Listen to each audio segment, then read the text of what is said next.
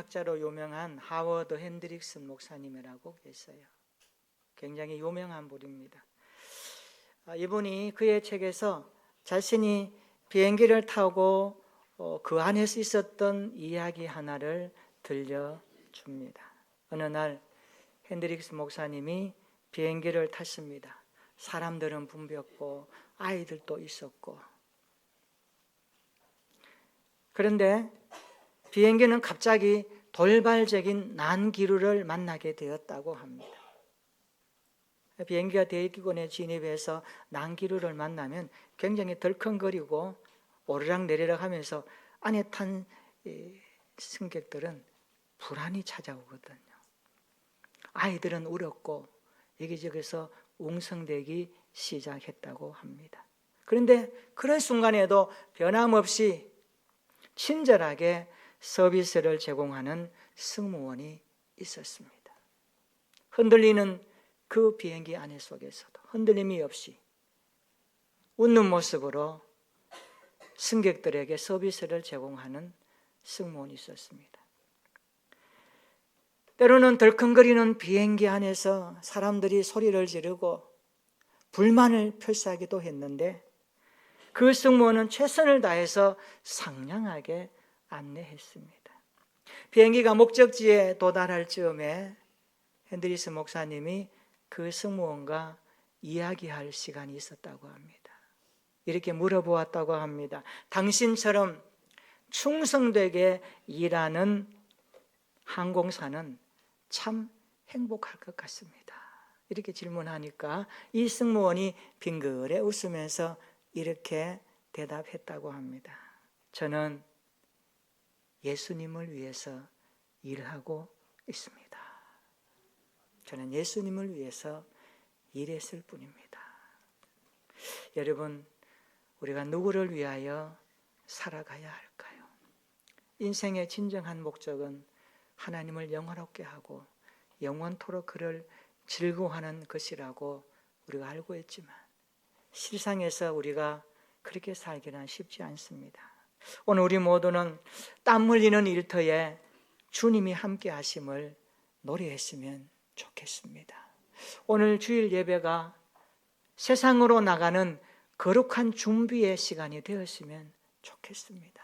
그래서 우리가 예배를 드리고 나서 세상으로 나갈 때는 우리 안에 가득 머금은 주의 말씀의 은혜가 우리의 삶을 통하여 마치 이 승무원처럼 주님을 투영해내고 주님을 위하여 살아간다고 하는 이 고백적 가치가 세상 많은 사람들에게 전해졌으면 좋겠습니다. 마음의 문을 활짝 열고 말씀에 집중하기를 축원합니다. 우리의 영혼이 주님께 초점 맞추는 예배가 되었으면 좋겠습니다. 우리가 살아가는 시대는 어떻습니까? 한마디로 말하면 풍성하고 넉넉한 시대입니다. 아마 이것을 여러분들이 부인하지 못할 것입니다. 풍요로운 시대에 우리는 살아가고 있습니다. 첨단 기술로 포장된 삶의 여유가 오늘 우리의 삶을 얼마나 윤택하게 하고 있습니까? 그런데 이와 함께 또 하나의 어려움이 있습니다. 세상은 풍요로운데 인간의 내면은 갈수록 어려워진다는 사실입니다. 왜 그럴까요? 삶의 여유가 넘치는 만큼 세속화의 블랙홀이 우리를 끌어당기기 때문에 그렇습니다. 그렇다 보니 이 세속화가 기독교에도 침투하여 교회와 성도들을 약화시키는 주범이 되고 있습니다. 사탄은 사람들의 시선이 하나님을 향하지 못하도록 엄청난 세속화의 중력으로 우리를 끌어당기고 있다는 것을 우리는 실감할 수 있습니다. 세속화가 무엇일까요? 사전적인 의미의 세속화는 그 신성한 속성을 잃어버리고 세상의 범주에 속해 있는 것을 세속화라고 말합니다. 이것을 기독교적으로 연결하면 이렇습니다. 우리가 본래적 가치, 하나님의 자녀라고 하는 거룩한 속성을 잃어버리고 세상에 물들어서 살아가는 것을 세속화되었다라고 표현하는 것입니다. 빛과 소금의 역할을 감당하지 못하고 어디 가든지 일만 만들고 사람들의 발에 치이고 사람들의 입에 오르내리고 저 사람 왜 저럴까? 라고 하는 의문을 던진다면 분명 그는 세속화되어 있는 모습입니다. 이 세상을 한번 보십시오. 마치 세속의 우상을 섬기지 않는 자들을 집어삼키려는 거룩 뜨거운 영광로처럼 우리에게 다가오지 않습니까? 다니엘서 3장에 나오는 도라 평지에 세워진 금신상을 앞에 놓고 거기에 절하지 않으면 풀무불에 던져 넣겠다고 하는 오는 세상의 문화와 사상이 우리 앞에 넘실거리고 있습니다. 지금도 세상은 자기에게 절하지 않는 자들을 뜨거운 풀무불에 던지겠다고 위협하고 있습니다.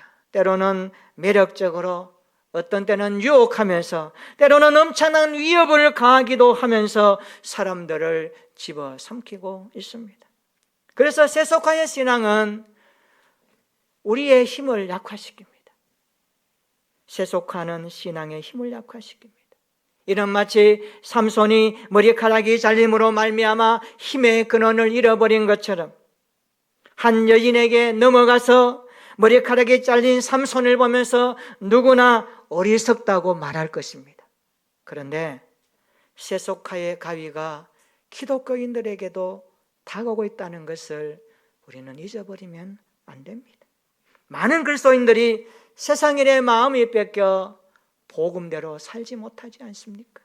심지어 자신이 세속화되어 가고 있는 것조차도 알지 못하고 살아가는 자들이 허다합니다.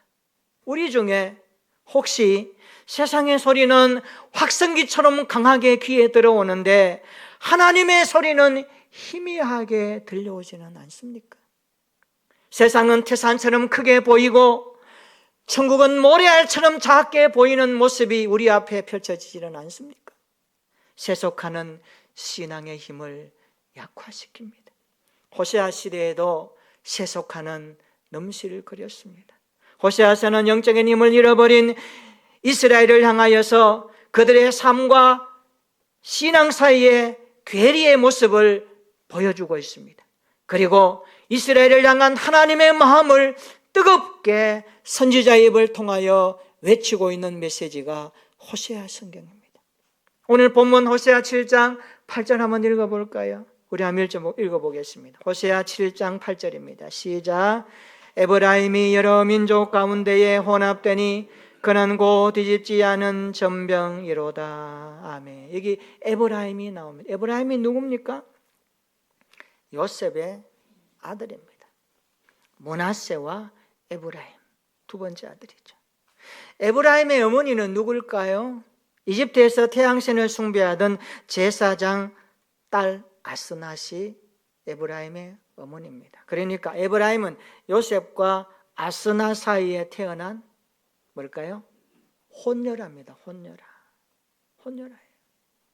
그럼에도 불구하고 야곱이 요셉의 두 아들을 축복할 때에 원래 므낫세에게 이렇게 손을 넣는데 오른손을 에브라임에게, 왼손을 므낫세에게 손을 맡겨서 이렇게 기도하거든.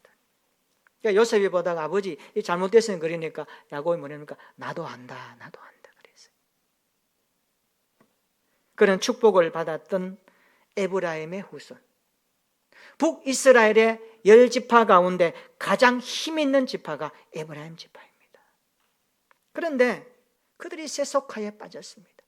여러분, 세속화에 빠지면 어떻게 되는지 아세요? 먼저는요, 세속화되면요 죄를 가까이 하게 됩니다. 죄를 가까이 하게 돼요.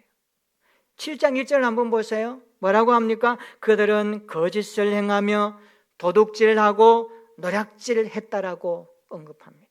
3절에도 보세요. 7장 3절입니다. 그들이 그 악으로 왕을, 그 거짓말로 지도자들을 기쁘게 하도다라고 말씀합니다. 4절에도 보세요. 그들은 다 간음한 자로다 말씀합니다. 세속화에 빠지면 죄를 가까이 하게 됩니다. 세속화에 빠지면요 영적인 분별력이 사라집니다. 영적인 분별력이 사라지면 뭐가 옳고 뭐가 그른지를 모르기 때문에 굉장한 문제가 생깁니다. 7장 5절 한번 보세요. 왕은 오만한 자들과 더불어 악수한다 그랬습니다. 이 표현이 뭘까요? 왕이 분별력이 없어서 자신에게 해가 되는 사람들과 악수하고 그런 사람들 채용한다는 그런 뜻입니다.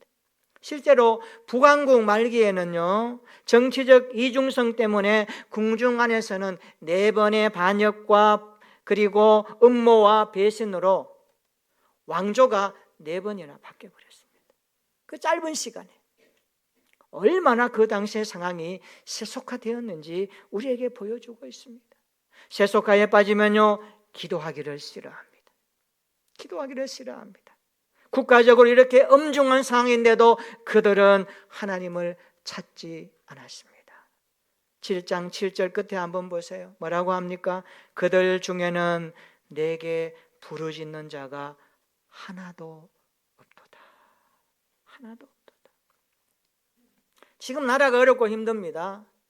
우리가 기도해야 될 때입니다. 성도가 기도해야 됩니다. 교회가 기도해야 됩니다. 기도가 사는 길이거든요. 세속가에 빠지면 기도가 사라지고 기도하기를 싫어하는 영적 상태가 되어버리니까 하나님을 멀리하게 된다고 말씀합니다. 8절 한번 다시 보세요. 에브라임이 여러 민족 가운데 혼합되니라고 말씀합니다. 혼합되니, 이 말씀은 섞여버렸다는 겁니다. 섞여버렸다는 거예요. 이것은 거룩한 하나님의 백성으로서 언약의 정체성을 잃어버리고 이방 종교와 문화에 섞여버렸다는 것입니다. 그들은 이방 민족의 풍습을 따랐고 우상을 숭배함으로 하나님과의 언약을 파기해 버렸습니다. 그들의 영적 타락이 얼마나 심각했던지 여러분 호세아 7장 4절 한번 보세요. 그들은 다 간음하는 자, 이렇게 말합니다. 그들은 다 간음했다.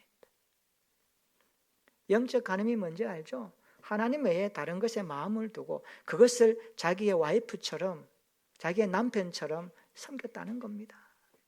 7장 4절 계속해서 보세요. 그들의 이방신들에 대한 숭배가 얼마나 열렬했던지 과자 만드는 자에 의해서 달구어진 화덕과 같도다.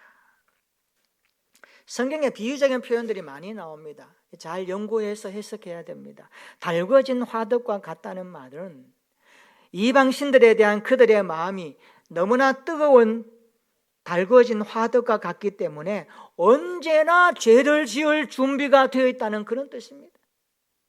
무섭지 않아요? 오늘 본문 8절 한번 다시 읽어볼까요? 자, 8절입니다. 시작. 에브라임이 여러 민족 가운데에 혼합되니 그는 곧 뒤집지 않은 전병이로다. 아멘. 그는, 에브라임은 뒤집지 않은 전병이로다. 뒤집지 않는 전병이라는 표현은 이런 뜻입니다. 이스라엘 백성들은 주로 목축을 하면서 이동했습니다. 그래서 생계를 유지합니다. 그래서 식사를 위해서 빵을 구워서 많이 먹습니다. 그런데 이 떡은 대개 뜨거운 돌 위에다가 구웠는데 적당한 때에 뒤집어서 그 반대편도 익혀야 음식으로 먹을 수 있습니다. 그런데 뒤집지 않는 전병은요, 한쪽은 타가는데 한쪽은 덜 익은 겁니다. 설 익었다는 거예요. 다른 쪽은 익게 되지 않았다는 겁니다. 이것이 뒤집지 않는 전병입니다. 이런 겁니다. 한쪽은 익었지만 다른 한쪽은 익지 않는 반쪽짜리 전병이 되어버렸습니다. 야고보서 1장 8절에 보니까 야고보는 이와 같은 상태를 두 마음을 품은 자로다, 그렇게 언급하고 있습니다. 이중적인 생활을 했다는 말씀입니다. 예배 드릴 때는 신앙적인 모습을 하다가 교회 문을 벗어나면 세상 사람과 똑같이 되어버린 상태를 말씀하고 있습니다. 여러분 9절 한번 다시 보세요. 이방인들이 그의 힘을 삼켰으나 알지 못하고 백발이 무성할지라도 알지 못하는 도다라고 말씀합니다. 한때는 힘이 넘쳤지만 이제는 영적으로 퇴보하여 그 힘을 잃어버렸다라고 말씀합니다. 백발이 무성할지라도 알지 못한다 하니까 이게 심각한 상태가 되어버린 것을 말합니다. 그러니까 뒤집지 않는 전병은 한쪽만 익은 절반의 그리스도인이라고 말씀하는 겁니다. 우리 주변에 이런 그리스도인이 있지는 않습니까? 헌신은 하는데 아나니아와 삽비라처럼 절반의 헌신만 드리지는 않습니까? 주님 앞에 물질을 드리고 11조를 드리는데 온전하게 드리지 못하지는 않습니까? 경건의 모양은 있으나 경건의 능력은 없는 절반의 그리스도인은 되지 않았습니까? 우리의 신앙 상태를 돌아보아야 합니다. 우리가 하나님께 드려야 할 헌신은 절반의 헌신이 아닙니다. 온전한 예배, 온전한 헌신, 온전한 드림이 되어야 할 줄로 믿습니다. 하나님을 향한 온전한 예배, 온전한 헌신, 온전한 드림이 이 계절 가을에 하나님 앞에 더욱더 집중하는 우리의 신앙이 되었으면 좋겠습니다. 10절 한번 보세요. 이스라엘의 교만은 그 얼굴로 드러났도다. 무슨 말씀입니까? 교만 자체가 그 얼굴로 대답한다는 겁니다.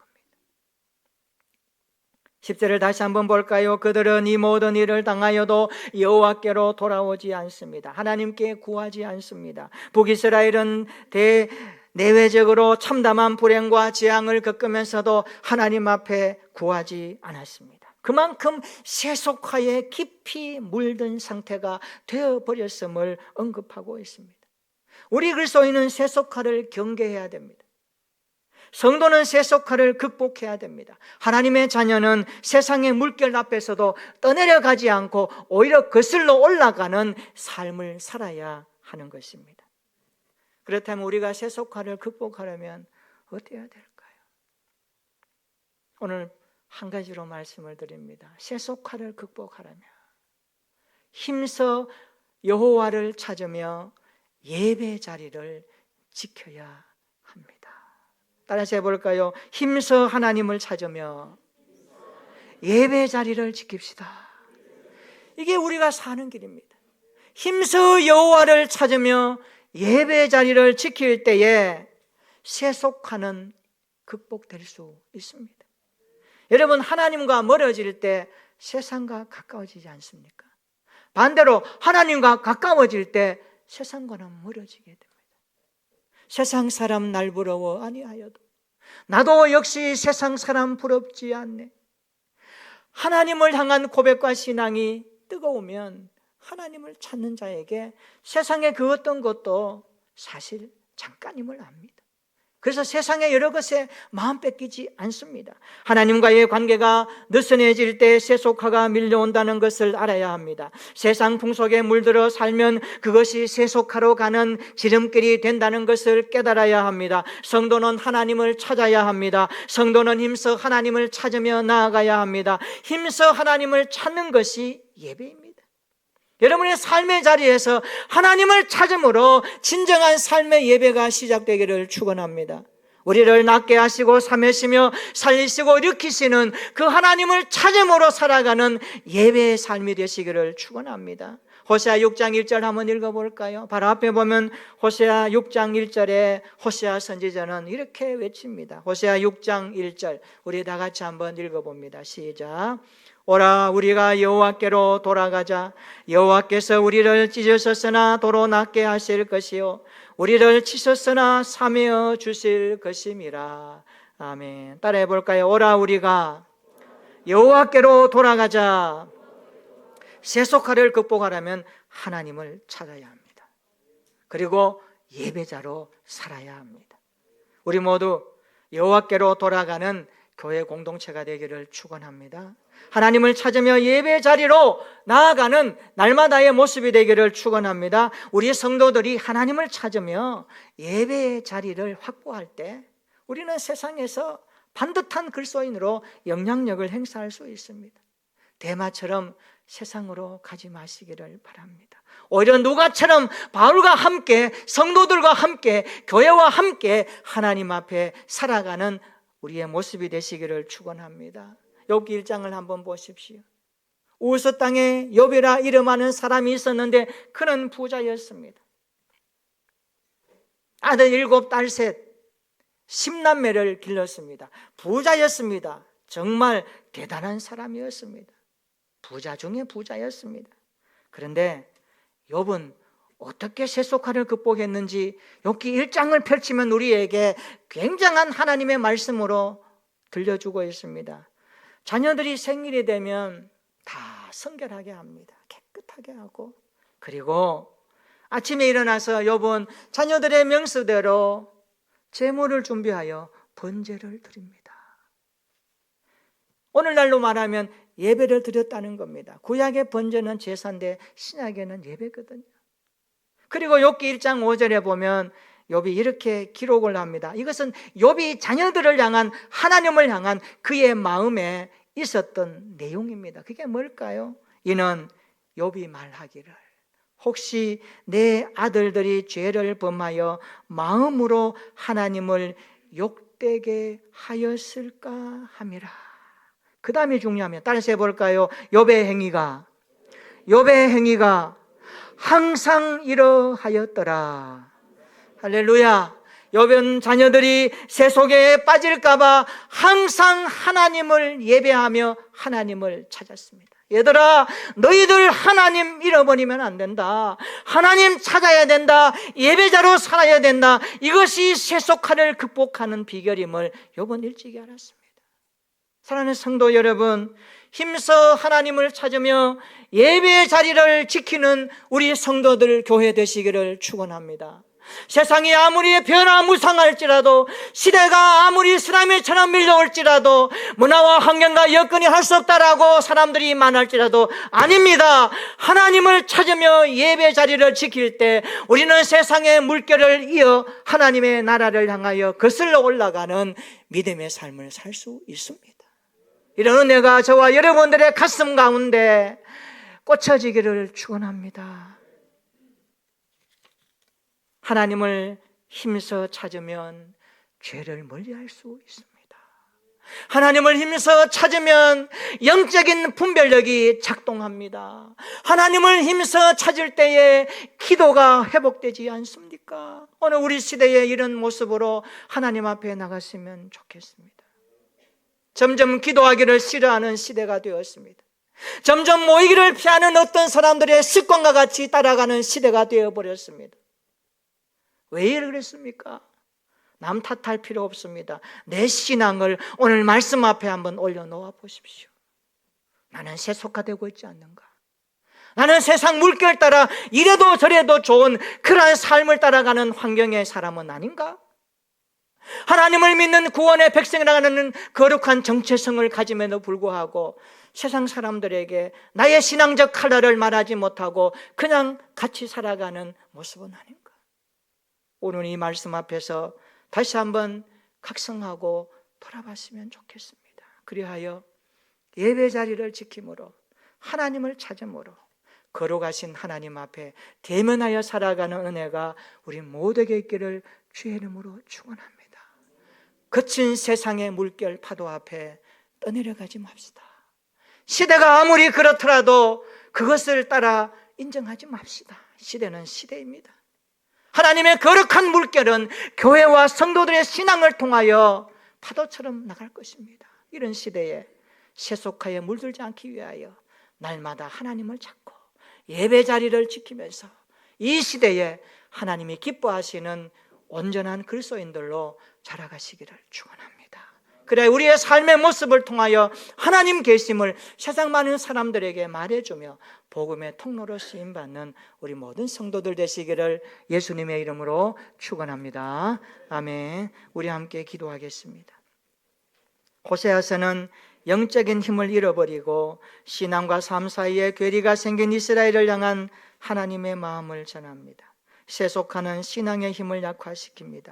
예배 드릴 때는 신앙적인 모습을 하다가 교회 문을 벗어나면 세상 사람과 똑같이 되어버리지는 않습니까? 이렇게 기도합시다. 하나님, 이 땅의 그리스도인들이 거룩함을 잃지 않게 하옵소서. 뒤집지 않은 전병처럼 한쪽만 익은 절반의 그리스도인이 되지 않기를 원합니다. 세속화에 거친 파도가 밀려와도 말씀을 붙들고 이겨낼 수 있는 힘을 주시옵소서. 힘써 하나님을 찾으며 죄를 멀리하게 하옵소서. 하나님을 찾을 때 영적 분별력이 작동되게 하옵소서. 여호와를 찾으며 기도하게 하여 주시옵소서. 그리하여 예배의 자리를 지킴으로 세속화를 극복하는 우리 교회와 성 성도들로 살게 해달라고 우리 자신과 교회와 자녀들을 위해서 한 주간의 삶을 주님 앞에 의탁드리며 기도하겠습니다. 전능하신 하나님 아버지여, 세속화의 물결이 파도처럼 넘실거리는 오늘 시대가 되어버렸습니다. 호세아 시대에도 세속화는 만연했습니다. 이러한 시대의 영적인 힘을 잃어버린 우리에게 하나님은 말씀하십니다. 여호와를 찾아야 하느니라. 예배의 자리를 지켜야 하느니라. 거룩하신 여호와 하나님을 믿는 정체성을 가지고 사는 우리에게 오늘 말씀이 일침이 되게 하시고 우리의 영혼을 깨우는 하나님의 해초리가 되게 하여 주시옵소서. 우리는 다시 한번 이 말씀 앞에서 뒤집지 않는 전병처럼 살지 않기를 원합니다. 세속화에 거친 파도 앞에서도 말씀을 붙들고 이겨낼 수 있도록 힘을 도하여 주시옵소서. 하나님을 찾으며 죄를 멀리하겠습니다. 하나님을 찾으며 영적인 분별력이 작동되기를 원합니다. 여호와를 찾으며 기도가 회복되게 하여 주옵소서. 그리하여 예배의 자리를 지킴으로 날마다 세속화를 극복하여 하나님과 함께 동행하는 그리스도인들 되기를 원합니다. 우리 교회와 성도들과 자녀들이 세속화의 물결 앞에서도 주의 말씀 붙들고 하루하루 승리하며 나아가는 온전한 그리스도인들로 만들어 주시옵소서. 예수님의 이름으로 기도하옵나이다. 아멘. 우리 다 함께 일어나셔서 찬송가 420장을 찬송하십니다.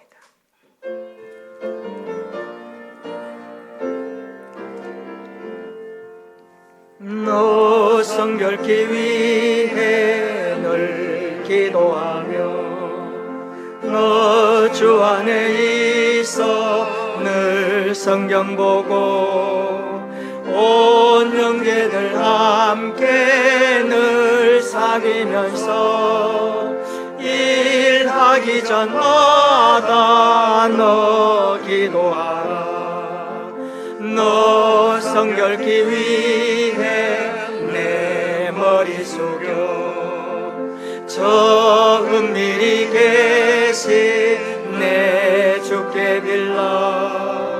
주 사귀어 살면 주 닮으리니 널 보는 이마다 주 생각하리.